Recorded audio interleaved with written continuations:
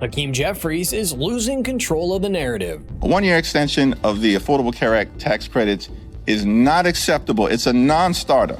So, Leader Jeffries, what changed? After Obamacare's structural problems became impossible to ignore, Hakeem has faced serious grilling on MSM outlets, with even friendly hosts openly challenging Democrats on making their ACA their line in the sand. You want to get something that is actually done, you need to do something that will have bipartisan. You can ask me the question. You can ask me the question. I'll provide the answer. Answer the question instead of going back. I'll provide the answer. No. And today, we're covering it all. By the way, we just launched this channel, and we'll focus solely on debates. So if you believe truth isn't partisan, hit that subscribe button, and let's jump right into it. Well, Leader Jeffries, Senate Democratic leader Chuck Schumer did make a new offer, effectively saying, let's extend Obamacare subsidies for 1 year in exchange for reopening the government for 1 year. You have said that you would support that proposal, but just last month, you said this. Take a look. A one-year extension of the Affordable Care Act tax credits is not acceptable. It's a non-starter. It's a non-starter. So, Leader Jeffries, what changed? Well, the proposal that I was making reference to in October was something that was floated out there by a handful of rank-and-file House Republicans, and that was immediately rejected by House Republican leadership because they have no interest in driving down the high cost of living for everyday Americans. The Schumer proposal, of course, was offered in good faith. It's both a one-year extension of the Affordable Care Act tax credits, and the Schumer proposal also provides a path toward bipartisan negotiations for a multi-year extension, which would provide the type of certainty that the American people need. It's about time the MSM started calling out Hakeem's shenanigans. The man is full of contradictions, and it's hard to pin down what he actually stands for. When he first became the House Minority Leader back in 2022, one political science professor at Brown's University summed it up perfectly, saying Jeffries is not going to have his own agenda. He's going to shepherd other people's agendas through. That prediction aged well, as we've seen him flip-flop on the enhanced Obamacare subsidies, refused to endorse Mamdani at first, and then suddenly fell in line once it was clear that Zoran would coast to victory. The funniest one is the fact that he doesn't stop talking about inflation nowadays, even though he endlessly praised Bidenomics, but that's besides the point, as we're focusing on Obamacare, where even the hosts of Morning Joe are starting to question whether it actually works. And as expected, Hakeem was scrambling for answers. Leader Jeffries, though, even with those tax credits, premiums are exploding. And they'll be exploding under Obamacare. They'll be exploding in private health care. I mean, at what point are we going to sit down and figure out a systemic approach that actually is sustainable? Because we're not in it now. And again, even with those tax credits, the Obamacare premiums explode. Even worse, private health care premiums explode. Denials of coverage multiplying. This system is failing the American people, and it's only going to get worse.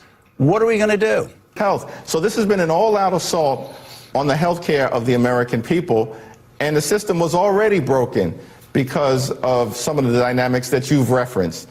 And so, yes, we've said we want to sit down and find a bipartisan path forward to actually address the Republican health care crisis and create a system that enables everyday Americans to be able to go see a doctor when they need one. This is the wealthiest country in the history of the world. So it's more of the same. Throw money at the problem, hoping it magically fixes itself. And let's not forget, these enhanced subsidies were created by the Democrats, with the expiry date set at the end of 2025 by them as well. So it's beyond me how this is a Republican healthcare crisis. And other than the structural problems with Obamacare, multiple reports have pointed to the existence of massive fraud within the program, where this weak verification process allowed the same Social Security numbers to be reused again and again. In one case, a single number was tied to 125 policies in 2023 alone. On a more recent appearance on NBC's Squawk Box, Becky got so fed up with Hakeem's mental gymnastics, the interview turned into an endless back and forth as Jeffries tried to talk around the issue instead of addressing it directly. You need 218 votes in the House in order to pass that. You've got 214 members in the Democratic caucus.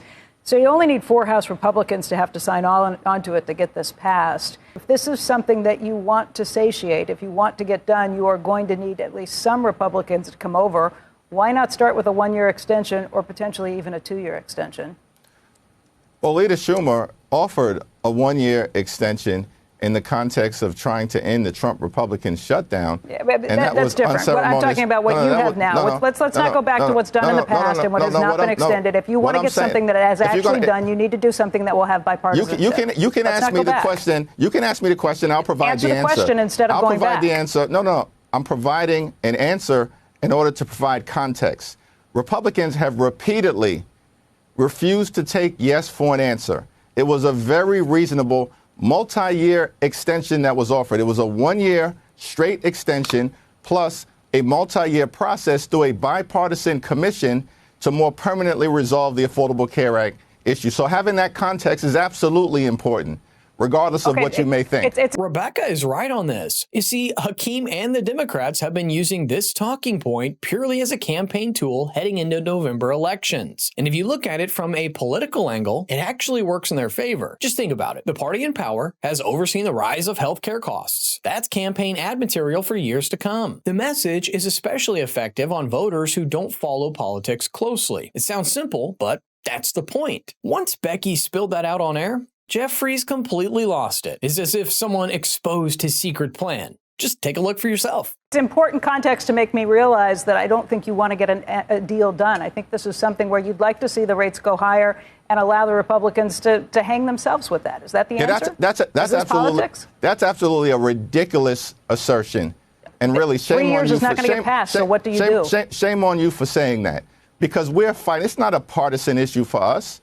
In fact, the states that are most impacted as it relates to an Affordable Care Act tax credit expiration are all Republican states. We're talking about West Virginia, Wyoming, Alaska, Mississippi, right? Tennessee. Over and over and over again, we can go through the list. That's why you probably have some Republicans who would sign on if you guys could come up with something that actually looks like a bipartisan deal. Listen, this is not a partisan fight for us. It's a patriotic fight. We're fighting for every constituent, even if Republicans aren't necessarily fighting for their own constituent. We want to find a bipartisan path forward. And that is what we've repeatedly indicated we want to do.